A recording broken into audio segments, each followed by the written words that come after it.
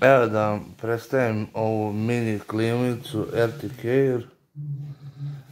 Ovdje je dugme za paljenje.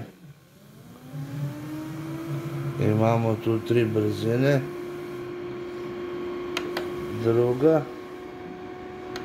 Treća. Ovo dugme pored, vidite, dugme služi za menjanje svetla. Eto kako lepo izgleda. Ima 7 različitih boja.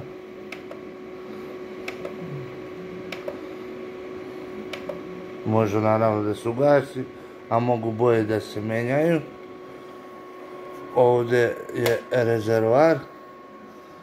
Unutra sipate hladnu vodu. Hladna voda se spušta dole u 2 male kadice.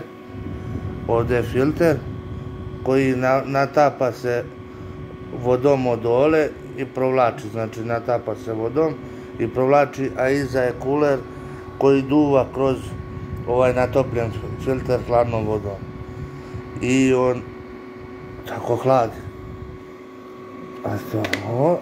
A pozadije je USB ulaz, onaj port 2, mislim kako to već deliti za stari onaj USB, gdje možete da uključite u bilo koji USB utičač. Klimica odlično hladi, znači može da, po meni, za neku manju sobu, u nekih 15 kvadrata, idealna stvar, lepa, ili za dečju sobu, ili za kamion dok je na parkingu. Za takve stvari je idealna.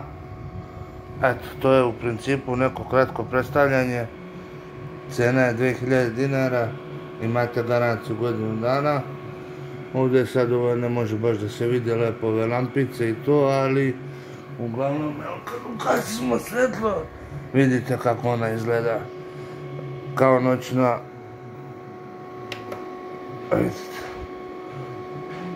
kao noćna lampa.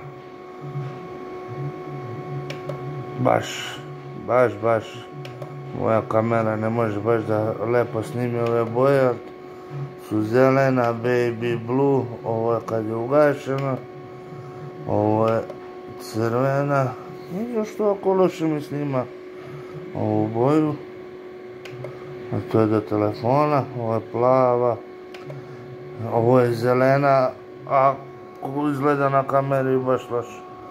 To je u principu to. Za ovu klimicu od 2000 dinara mislim da je to džabe i mogu vam reći, ja se danas kladim ceo dan. Eto, to je to, sve poručite na Look Shopu, na Facebook stranici RT Care ili na KP izlogu Look Shop kpizlog.rs. Pozdrav!